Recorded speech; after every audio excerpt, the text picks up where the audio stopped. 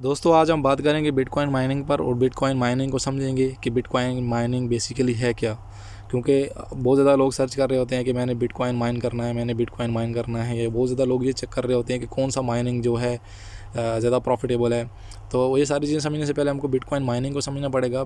Bitcoin mining क्या है, इसकी कितनी टाइप्स हैं। तो मैं आज की इस वीडियो में, क्योंकि मैं बेसिकली दोनों माइनिंग कर रहा हूँ, मैं स्टेक जो प्रूफ ऑफ स्टेक है POS जिसको बोलते हैं वो माइनिंग भी कर रहा हूँ, और उसके बाद जो प्रूफ ऑफ वर्क है POWG वो माइनिंग भी कर रहा हूँ।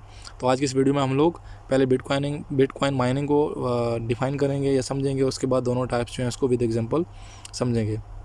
तो बिटकॉइन माइनिंग जो है एक रिवार्ड सिस्टम है, क्योंकि जितने भी बिटकॉइन की ट्रांजैक्शंस हो रही हैं, जितनी भी क्रिप्टो करेंसी की ट्रांजैक्शंस हो रही हैं, सेकंड्स के हिसाब से, डेली के हिसाब से मिलियंस की ट्रांजैक्शंस हो रही हैं, तो वो सारी की सारी ट्रांजैक्शंस को एग्जीक्यूट होने के लिए ब्लॉक्स कंफर्मेशन चाहिए होती है। अभी कभी भी आप बाइनेंस से USDT सेंड करते हैं तो वहाँ पर आपको एक डिटेल में लिखा होता है 18 ब्लॉक्स कंफर्मेशन रिक्वायर्ड, या 18 ब्लॉक्स कंफर्मेशन, लेट्स से कि 1 आउट ऑफ 18 ऐसे लिखा होता है कि एक कंफर्मेशन हो गई है, 18 अभी बाकी हैं। तो वो इसका मतलब क्या होता है कि ये 18 ब्लॉक्स हैं। तो ये जो आपकी ट्रांजैक्शन है, सारे ब्लॉक्स जो हैं इसको कंफर्म करेंगे, उसके बाद ये ट्रांजैक्शन एग्जीक्यूट होगी।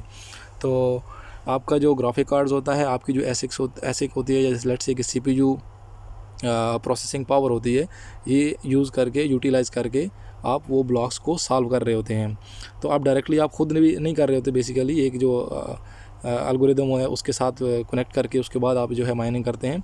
बट जो है कि ओवरऑल सिस्टम क्या है कि आपका GPU, आपका जो CPU है वो काम कर रहा होता है, आपकी जो एसिक है ASIC एसिक बोलते हैं इसको, एक मशीन है माइनिंग की, तो ये उसके साथ कनेक्टेड होती है और ऑनलाइन में ये ब्लॉक्स डिस्कवर करते हैं। पहले उसको ढूंढते हैं, ढूंढने के बाद एक गेस रहता है, आइडिया रहता है, उसका जो कोड रहता है, कोड करके ओपन करते हैं और उसके बाद उसको सॉल्व करते हैं। तो सॉल्व करने पर हर ब्लॉक पर एक रिवार्ड रहता है। लेट्स से एक ब्लॉक है, ब्लॉक सॉल्व हुआ, ब्लॉक में 10 बिटकॉइन रिवार्ड था। तो 10 बिटकॉइन फिर जितनी भी प्रोसेसिंग पावर, जितनी भी उसमें मशीन्स लगी हुई थी, ये सारी चीज़ें सॉल्व करने में, जितना भी डाटा रिकॉर्ड हो रहा है, जितना भी डाटा जो है उसको पब्लिश कर रहे हैं और उसके बाद नेटवर्क को सिक्योरिटी प्रोवाइड कर रहे हैं और ब्लॉक कन्फर्मेशन कर रहे हैं, तो सबको इक्वली डिस्ट्रीब्यूट हो जाएगा उनकी गिवन हैश रेट से। क्योंकि ये सारी चीज़ करने के लिए हैश रेट चाहिए होता है। तो जिस सोर्स ने जितना हैश रेट दिया, प्रोवाइड किया, उसके हिसाब से उसको रिवार्ड जो है डिस्ट्रीब्यूट हो जाएगा। और ये तो रह गई बिटकॉइन माइनिंग की एक ओवरऑल थ्योरी। उसमें प्रूफ ऑफ वर्क क्या है? प्रूफ ऑफ वर्क में आपका सिस्टम काम कर रहा होता है, आपका सिस्टम वर्क कर रहा होता है, उसमें आपके पास ग्राफिक कार्ड है, उसके बाद आपके पास एसिक है, उसके बाद क्लाउड माइनिंग है। ये सारी की सारी चीज़ें जो है वो प्रूफ ऑफ वर्क में होंगी, आपकी मशीन फिज़िकली वर्क कर रही होगी। तो उसकी एग्जांपल एक लेते हैं, जैसे कि लेट्स से ये क्रिप्टो टैब कंसिडर करें आप इसको, ये क्योंकि क्लाउड माइनिंग का एक ऑप्शन है क्लाउड माइनिंग में। तो क्रिप्टो टैब में आप आएंगे तो मैं आपको दिखाऊंगा कैसी हैश रेट जो है मेरे मोबाइल की मेमोरी और प्रोसेसिंग पावर जो है यूटिलाइज़ हो रही होगी। एक क्रिप्टो टैब जो है, आप इसको समझ लें कि एक प्रोवाइडर है या एल्गोरिदम है कि जो ये सर्विस प्रोवाइड कर रहा है, और मेरी मशीन की, मेरे इस मोबाइल की पावर यूटिलाइज़ करके हैश रेट, अभी ये 310 हैश रेट पर सेकंड के हिसाब से स्पीड है उसकी चल रही है, तो इस हिसाब से इसको माइनिंग कर रहा है। तो ये हो गई आपकी proof of work mining. Hopefully के प्रूफ ऑफ वर्क क्लियर होगा। अभी हम लोग बात करेंगे proof of stake. Proof of stake में बेसिकली क्या होता है कि वैलिडेटर्स रहते हैं इंस्टेड ऑफ मशीन या GPU कार्ड, या जो प्रूफ ऑफ वर्क में आप एसिक वगैरह यूज़ कर रहे थे ना, अभी उसका कंसेप्ट चला गया। अभी एक वैलिडेटर रहेगा और वो वैलिडेटर पर आपको स्टेक करना पड़ेगा, और इस वैलिडेटर की कैपेसिटी या कैपेबिलिटी डिपेंड करेगी कि कितने ज़्यादा लोगों ने, कितने ज़्यादा कॉइन्स जो हैं इसके साथ स्टेक किए गए हैं। और यहाँ पर ब्लॉक कन्फर्मेशन का या ब्लॉक सॉल्विंग का रिवार्ड नहीं मिल रहा होता है, बल्कि जो आदमी जो हैं जितनी भी ट्रांजैक्शन फ़ी पे कर रहे होते हैं, गैस फ़ी पे कर रहे होते हैं, वो सारी की सारी गैस फ़ी अकोमुलेट होकर ये वैलिडेटर तक आएगी।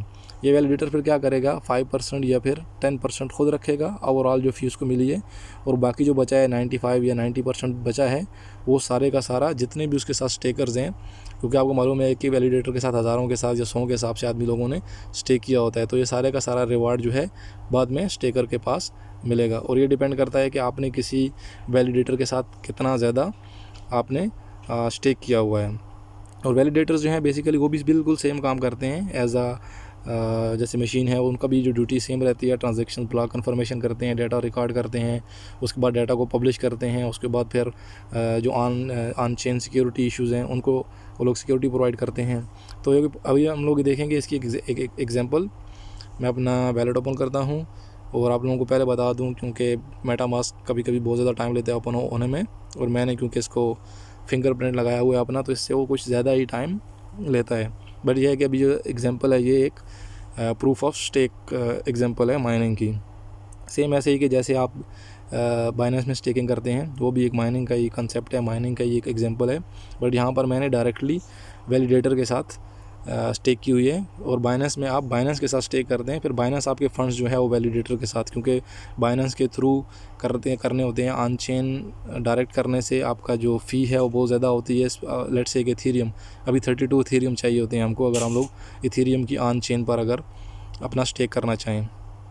तो एनीवेज़ वो थोड़ी सी कॉम्प्लिकेटेड चीज़ है सारी चीज़ों को समझना, बट ओवरऑल अगर आप इस वीडियो को गौर से देखेंगे, कुछ क्वेश्चन है आप मुझसे पूछेंगे, मैं उसका आपको आंसर करूँगा, और उसके बाद होपफुली सारी चीज़ें क्लियर हो जाएंगी। तो ये देखें, सारे के सारे जो हैं वैलिडेटर्स हैं, ये बंदे सारे के सारे वैलिडेटर्स हैं।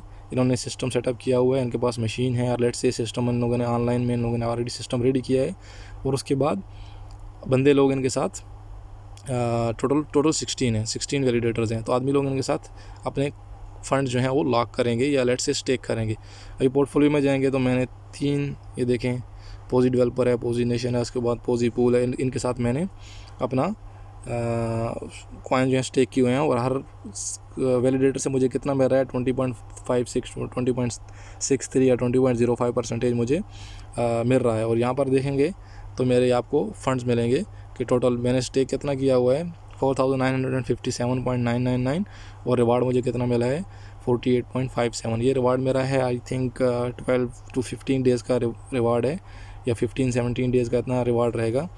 और डेली के डेली मुझे ऑलमोस्ट अराउंड लगभग 4 कॉइन्स मुझे मिल रहे हैं। और मैंने इनिशियली जब स्टेकिंग स्टार्ट की थी तो मेरे पास ओनली 4600 कॉइन्स थे, अभी आप देखेंगे तो 5000 से ऊपर हो चुके हैं। तो ये है आपकी proof of stake mining. I hope कि माइनिंग का कंसेप्ट थोड़ा क्लियर हुआ होगा और तरीके भी आपको समझ आ गए होंगे। और लास्ट पर कंक्लूजन ये है कि अभी फ़िलहाल जो प्रूफ ऑफ वर्क है वो माइनिंग बहुत ज़्यादा कम प्रॉफिटेबल हो रही है, दिन ब दिन कम हो रही है। उसकी 2 रीज़न्स है। एक रीज़न तो क्या है कि बिटकॉइन हर 4 साल बाद जो ब्लॉक का रिवार्ड रहता है, ब्लॉक सॉल्विंग का रिवार्ड रहता है, 4 साल बाद उसको 50% कम कर देता है, लेस कर देता है 50%।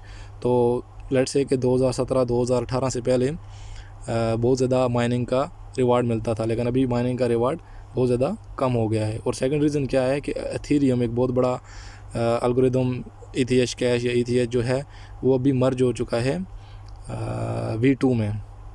तो V2 क्या है कि अभी इथेरियम भी basically POS proof of stake पर काम करता है। जो ओल्ड माइनिंग थी प्रूफ ऑफ वर्क, इथेरियम ने वो भी छोड़ दी। तो यही रीज़न है कि अभी प्रूफ ऑफ वर्क जो माइनिंग है POW, ये इतनी ज़्यादा प्रॉफिटेबल नहीं है, बल्कि POS जो है वो रियल फ्यूचर है माइनिंग का। तो जो लोग माइनिंग का सोच रहे हैं उन लोगों को चाहिए कि वो POS को स्टडी करें, और जो बेस्ट ऑप्शंस अवेलेबल हैं उनके पास मार्केट में वो चूज़ करके माइनिंग स्टार्ट करें।